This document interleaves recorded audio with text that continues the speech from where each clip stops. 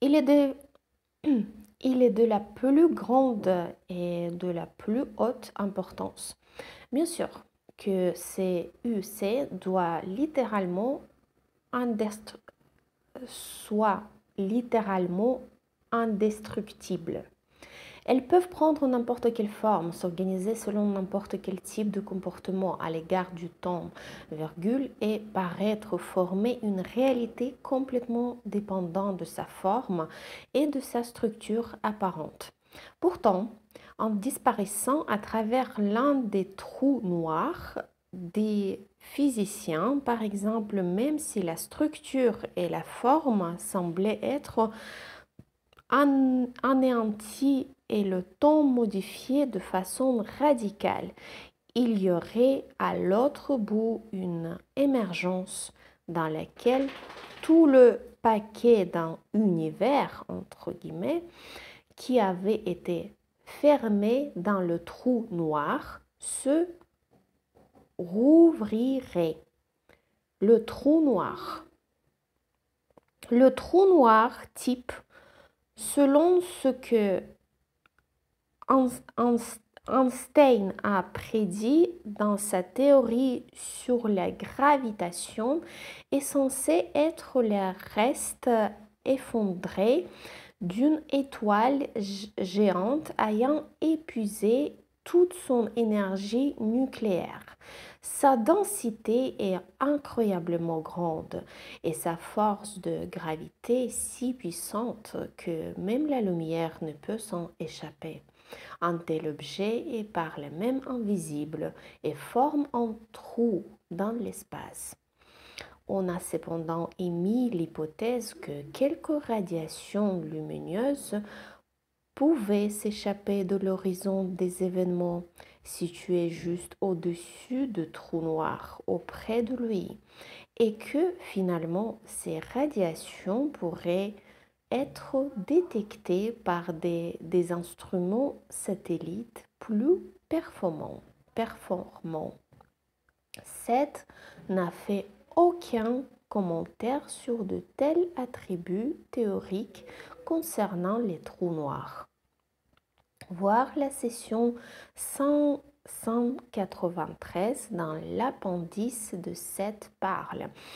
Il évoque brièvement les trous noirs et leur contrepartie suggérée, les trous blancs.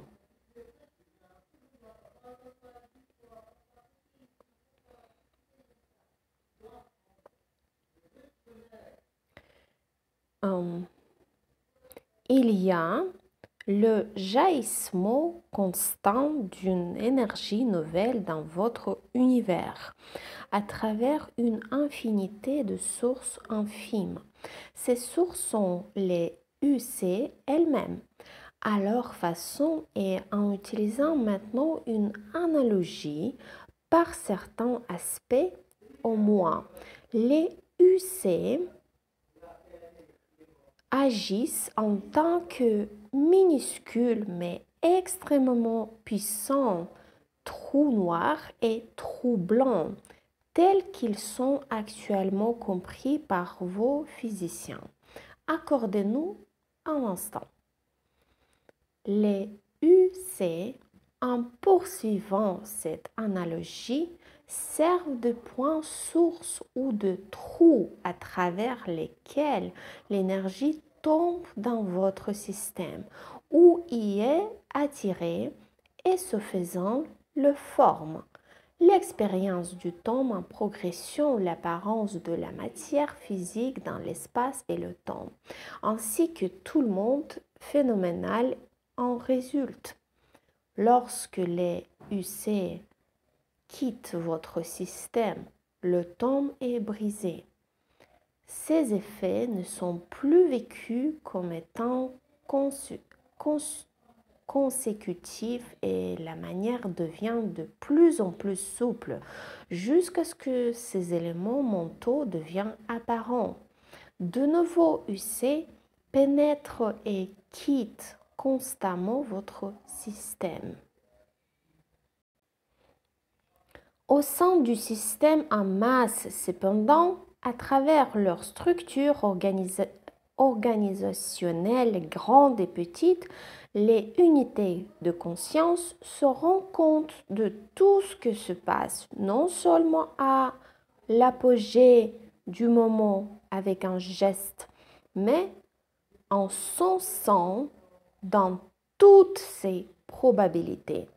Maintenant, cela signifie que biologiquement, la cellule se rend compte de toutes ces variations probables, pendant que dans votre tombe et vos structures, elle garde sa position unique en tant que partie, disons d'un organe dans votre corps.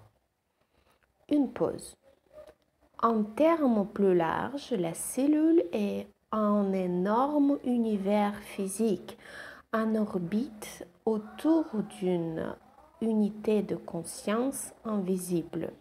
Et en vos termes, l'unité de conscience sera toujours invisible, en deçà du plus petit phénomène que vous pouvez percevoir avec n'importe quel type d'instrument. Il est cependant possible, dans une certaine mesure, d'appréhender indirectement son action par les effets qu'elle a sur le phénomène que vous pouvez percevoir. Une pause à 22h26. Je vais chercher une bière pour Jane pendant qu'elle attend assise en transe. Les unités EE déjà mentionnées, on va voir où ils sont mentionnés, voir la note 3 de la session 682 et la session 683, juste après 23h30.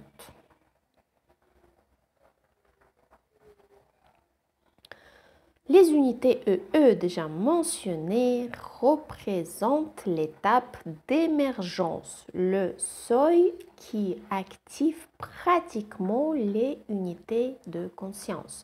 En vos termes, nous aurons plus à dire sur ce sujet par la suite.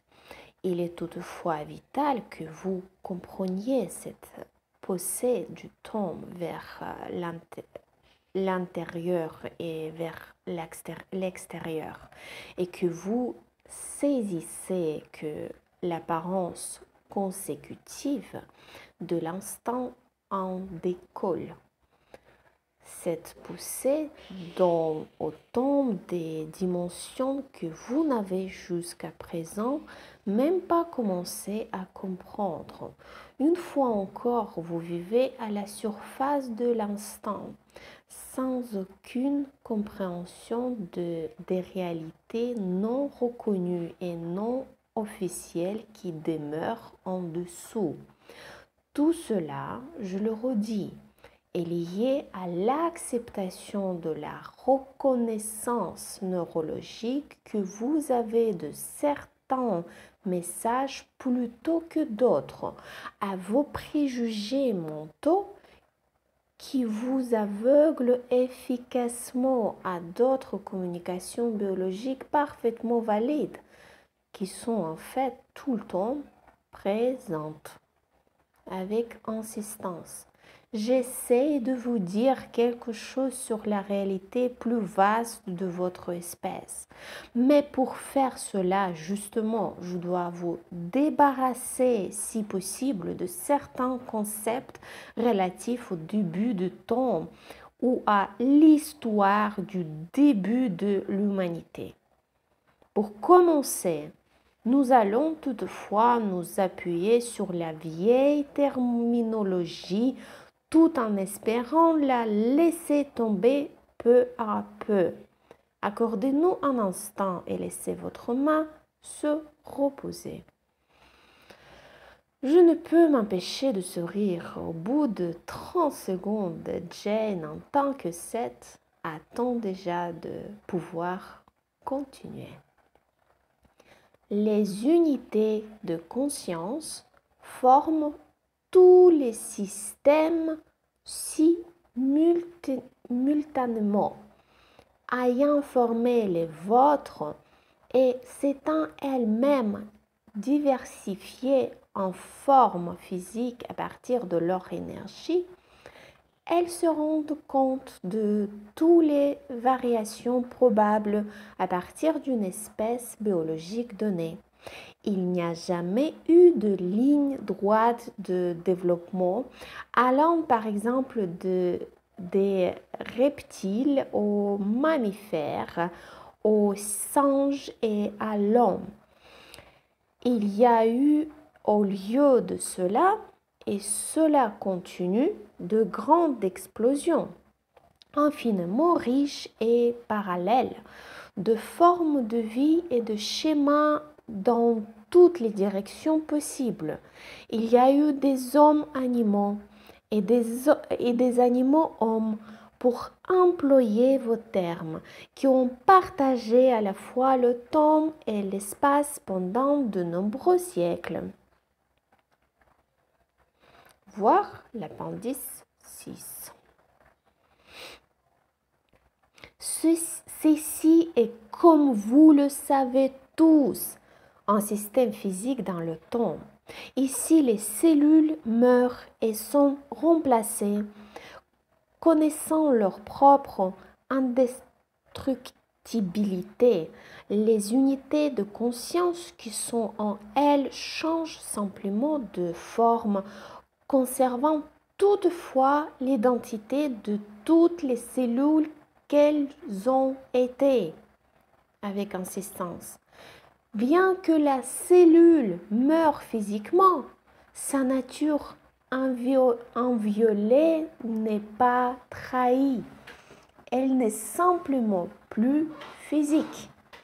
Ce type de mort est donc naturel d'une façon ou d'une autre au sein de votre système. Je vais parler ici selon de nombreux points de vue et par la suite je discuterai pleinement de vos idées sur la mortalité. Ici, cependant, permettez-moi d'affirmer que toute vie est coopérative. Elle sait aussi qu'elle existe au-delà de sa forme. Dans l'expérience de votre espèce, un certain type de développement de la conscience, tout à fait vital, entre en jeu. Une pause. Cela nécessite un certain type de spécialisation, une identification particulière à long terme, à la forme. La structure cellulaire, maintenant, une efficacité brillante dans la réalité présente du corps, mais elle sait qu'elle est libre. On est libre. Le type particulier de la conscience humaine s'identifie au corps avec force. C'était nécessaire pour focaliser l'énergie vers la manipulation physique. Dans une importante mesure, cela s'applique aussi aux animaux. La cellule peut mourir de son plein gré, mais la conscience spécifiquement orientée de l'homme et de l'animal ne lâchera pas prise aussi volontiers. La cellule est individuelle et lutte pour une survie légitime. Pourtant, son temps est limité et la survie du corps dépend de la sagesse innée des cellules. La cellule doit finalement mourir pour que le corps survive. Et ce n'est qu'en mourant que la cellule peut prolonger son propre développement et donc assurer sa propre survie plus large. La cellule sait donc que mourir, c'est vivre. 22h59. Jane a transmis tout ce matériau avec énormément de force. La conscience de l'homme est jusqu'à un certain point celle des animaux, s'identifie plus spécifiquement à la forme. Afin de développer son propre type de conscience individualisée, l'homme a dû consciemment ignorer pendant quelque temps sa propre place au sein de la structure de la Terre. Son expérience du temps allait sembler être celle de son identité. Sa conscience ne semblerait pas couler dans son corps avant la naissance et en ressortir après la mort.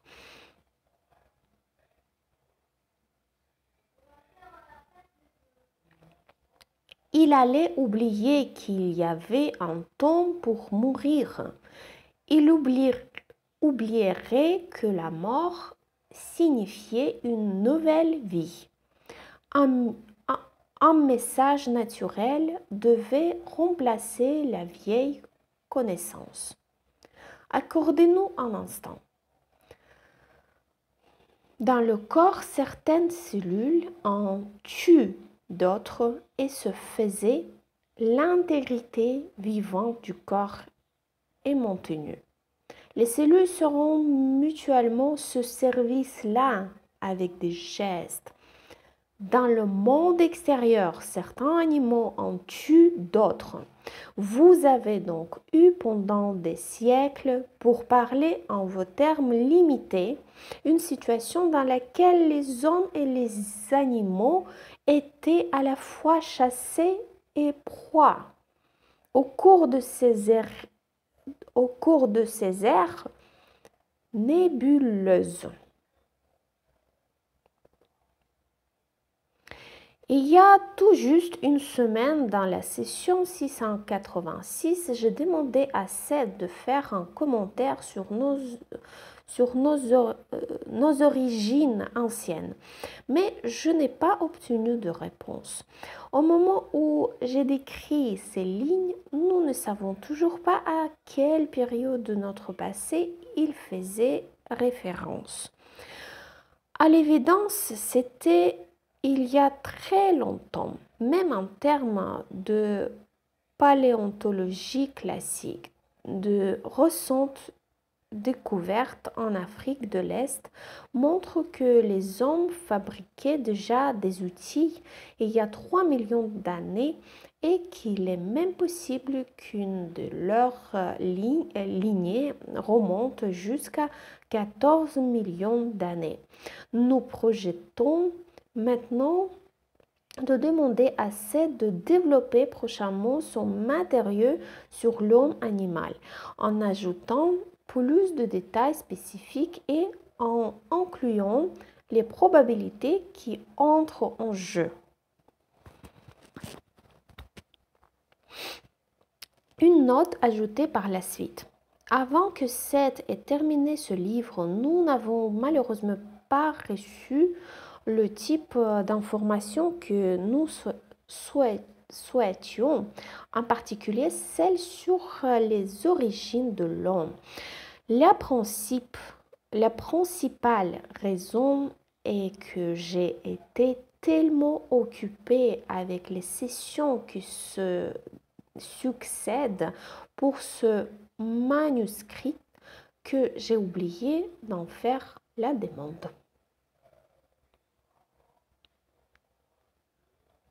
Au cours de ces ères nébuleuses, de votre point de vue, ces activités-là étaient accomplies avec la compréhension la plus profonde et la plus sacrée. À nouveau, l'animal qui était tué savait que plus tard, il regarderait à travers les yeux de son meurtrier, parvenant à un type de conscience différent et plus neuf. Voir la session 687 à 22h45 ainsi que la note 3.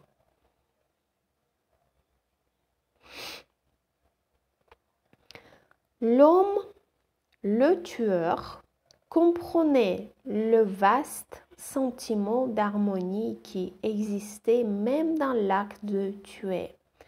Et il savait que le matériau physique de son propre corps serait à son tour utilisé par la terre pour réapprovisionner le monde végétal comme le monde animal.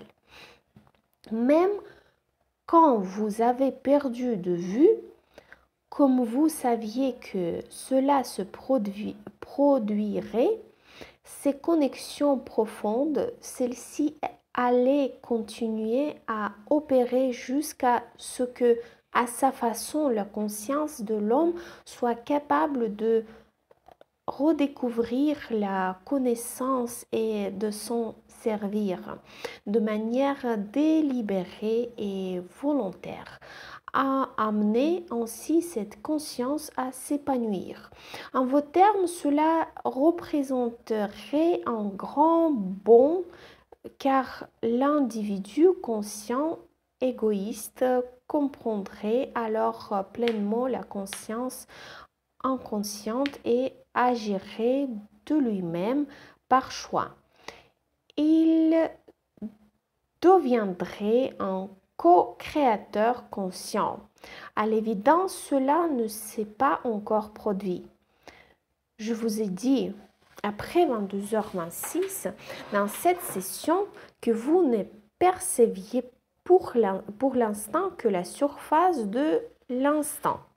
Vous ne percevez donc aussi qu'une seule ligne de développement de l'espèce. Pourtant, même à l'intérieur de votre système, il y a des traces des autres réalités probables qui coexistent. Les dauphins en sont un parfait exemple. D'un seul coup, le matériau de Seth me rappelle un roman sur lequel Jane avait travaillé en 1963 et où il était question de dauphins. Sa première fiction faisait à elle seule l'objet d'un livre, The Rebel, a été publié cet été-là. Elle y creusait plusieurs idées nouvelles. Quelques mois avant que les sessions commençaient à la fin du mois de novembre de cette année-là, elle a écrit les grandes lignes et 5 chapitres d'un roman portant sur le développement des communications entre les humains et les cétacés, qu'elle a intitulé To Hear et Defend. Nous n'avons bien sûr pas réalisé à l'époque que cela incarnait certaines idées que Seth allait développer dans son propre matériau. Jane a eu le temps de montrer son manuscrit à un éditeur qu'il a refusé avant que commence la transmission du matériau de Seth. To Hear et Defend a été mis de côté, apparemment pour de bon. Nous en parlons encore de temps à autre. Nous continuons de penser que ces prémices sont bonnes, mais si elle devait faire ce livre maintenant, Jane dit qu'elle le réécrirait totalement. Dans votre ligne de probabilité, ce sont des étrangetés. Pourtant, déjà maintenant, vous reconnaissez la grande capacité de leur cerveau et dans une faible mesure, vous avez un aperçu de l'étendue de leur propre communication. À un certain moment sur votre terre, selon votre façon de considérer le temps, il y a eu beaucoup d'espèces de ce genre. Des êtres aquatiques dont le cerveau avait des capacités aussi bonnes ou meilleures que les vôtres. Vos légendes de sirènes, par exemple, bien que largement romancées, sont en fait des traces du développement de l'une de ces espèces. Il y avait plusieurs espèces plus petites que les dauphins, mais qui avaient en général la même structure. Leur intelligence était incontestable et les vieux mythes de dieux des océans sont nés de ces espèces-là.